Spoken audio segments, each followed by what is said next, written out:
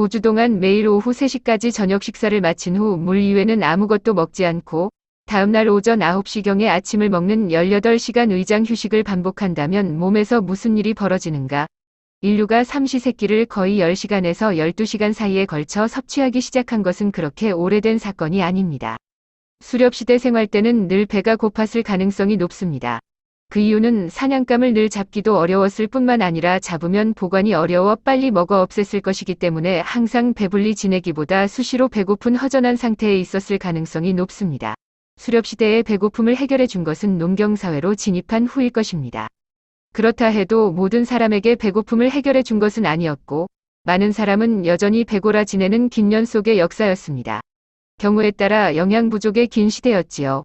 60년대까지만 해도 한국에서의 아침 인사가 진지 드셨습니까? 였습니다. 식사 굶지 않고 하셨나요와 같은 뜻 아니겠습니까? 그러나 번영 속에 사는 오늘날은 먹는 음식이 넘쳐납니다. 삼시세끼를 다 챙겨 먹으면서 많은 사람들은 야참 등 다식을 하는 시대로 접어들어 있는 상태입니다. 많이 먹다 보니 발생되는 비만이 개개인 삶에도 부정적 영향을 미치고 건강상실로 인하여 사회 문제화 되어가고 있는 실정입니다. 많이 먹어서 생기는 병들로 골병 들어 있는 사람들이 너무나 많은데요.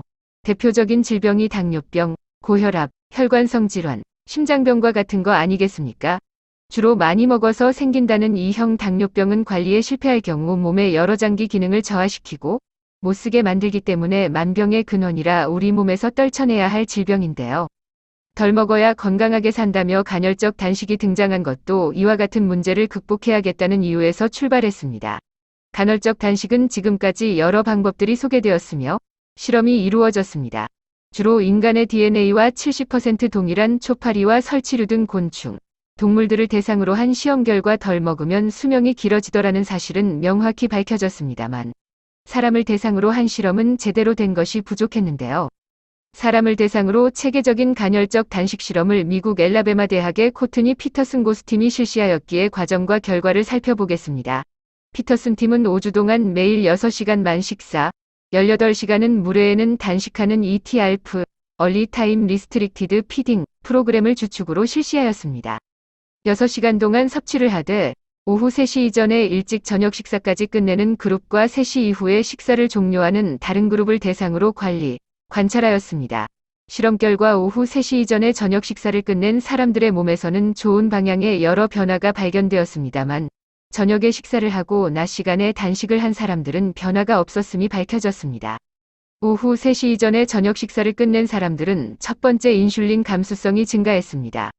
인슐린은 혈액 속의 포도당을 세포 속에 넣어 에너지원으로 쓰이게 하는데 이런 기능을 나타내는 지표가 인슐린 감수성입니다. 어떤 이유로 우리 몸이 인슐린 자극에 둔감해져 포도당이 세포 속에 원활히 못 들어가는 경우를 인슐린 감수성 저하, 인슐린 저항성 증가라고 합니다. 인슐린 감수성이 증가했다는 것은 인슐린 저항성이 낮아졌다는 의미도 되지요. 두 번째 인슐린량의 농도가 낮아졌습니다. 오후 3시까지 저녁 식사를 끝낸 사람들에게 인슐린량의 농도가 낮아지는 결과가 나왔는데요. 인슐린 농도가 낮아졌다는 이야기는 몸에 좋은 방향의 대사가 이루어지고 있다는 말입니다. 혈중 인슐린 농도가 높으면 지방 축적이 일어나고 탄수화물 분해가 촉진됩니다. 인슐린량이 농도가 낮으면 지방 분해가 촉진되고 대사 에너지가 활성화됩니다. 이것은 곧 인슐린이 우리 혈액에 많다고 좋은 것이 아니라는 것입니다.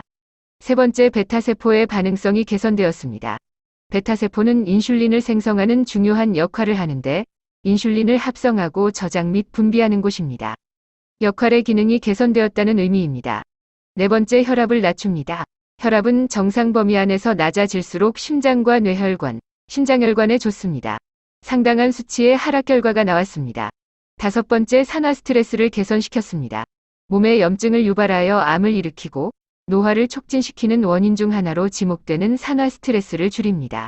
저녁 식사를 3시 전에 끝냈음에도 저녁 시간대에 식욕이 생기지 않는데요. ETRF를 혼자 실시해도 어려움이 없다는 것을 보여줍니다. 이상과 같은 결과는 5주간 매일 6시간 섭취, 18시간 공복을 실행함으로 나왔습니다. 실험 결과 특이한 현상도 나왔는데요. 공복 중성지방 수치가 상승하였다는 점입니다. 설치류 실험에서는 나오지 않은 결과인데요. 좀 더 광범위하고 심층적인 실험이 요구된다고 그들은 언급했습니다. 그것 외에는 몸의 신진대사가 확실히 좋은 방향으로 개선되기 때문에 앞으로 식사 시간 문화를 바꿔야 할지도 모르겠습니다. 이번 실험에서 몸무게 감소는 미미하거나 거의 발생하지 않았는데요. 이 실험은 몸무게를 줄이기 위한 것이 아니라 오후 3시 이전에 저녁 식사를 마치면 몸에 무슨 일이 벌어지는가를 알아보는 것이었습니다. 6시간 동안 하루 섭취해야 할 칼로리 양의 식사를 했기 때문에 유의미한 체중 감량은 볼 수 없었지만 본인이 실제 해보니까 6시간 동안 먹는 식사량이 식욕감퇴로 점점 줄어들기 때문에 틀림없는 체중 감량 효과도 있을 것이라 확신합니다.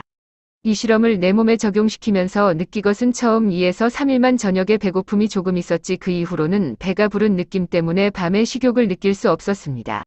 사람에 대한 실험 외에 동물 실험에서는 위에서 사람에 이득을 준 결과 외에도 간지방 감소, 뇌졸중 예방 같은 건강에 유익한 이점이 더 확인이 되었습니다.